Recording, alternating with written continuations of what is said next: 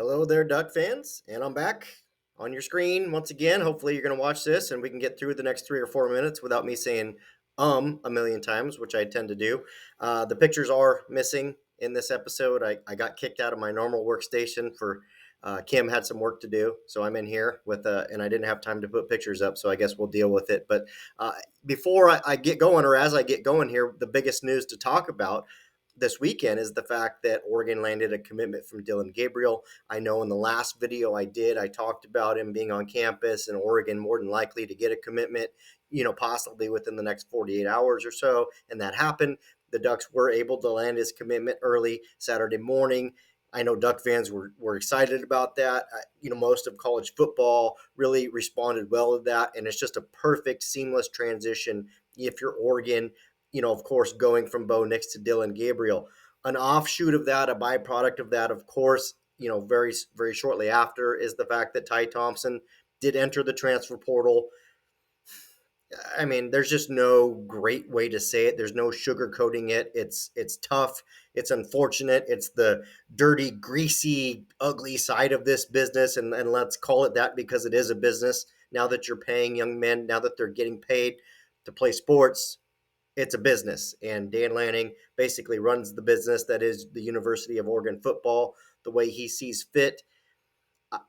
I know I speak for myself and all of you guys. We hope to see Ty Thompson land somewhere that puts him in a great spot, a chance for success. Potentially, maybe that's ASU if Kenny Dillingham wants to give it a look. Maybe Cal. I don't know. I don't know where Ty Thompson will end up. He's really going to be one of the interesting ones to watch just because of he's a relatively unproven commodity at this point. Again, a tough one, and but understandable, of course, with Oregon getting Dillon Gabriel. While I'm talking quarterbacks, we're still talking about Dante Moore. Oregon is still in the thick of that one. I believe that they will possibly, likely, should get a visit from him, possibly at the end of this weekend. I think the Ducks, look to be maybe one of the top two or three teams there for Dante Moore. I don't want to put the cart ahead of the horse here and say that Oregon leads, but they're certainly on the short list and certainly a contender. So that would be quite a coup for Dan Lanning to be able to get Dillon Gabriel in. Have him be your immediate starter more than likely. Then of course you can get Dante Moore, and he's clearly going to be comfortable at that time sitting for a year behind Gabriel. That's just a tremendous way for this program to have kind of some longevity and be ready to go for the next couple 2 to 3 years potentially. So a lot of moving parts there at quarterback, but very exciting. Of course, the news, Bucky Irving and JPJ, Jackson Powers Johnson, have declared for the NFL draft. Absolutely no surprise to anybody, and I fully support those decisions. That's exactly what both of them should do.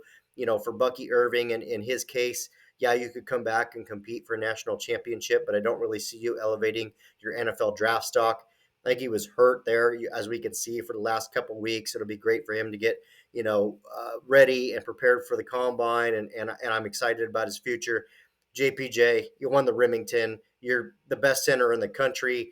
I know Duck fans love him. He's such an engaging person. I've played golf with him before, but that's 100% the right move for JPJ. I mean, no way around it. Head to the NFL, try and get on a roster and get going right away. I think that's tremendous.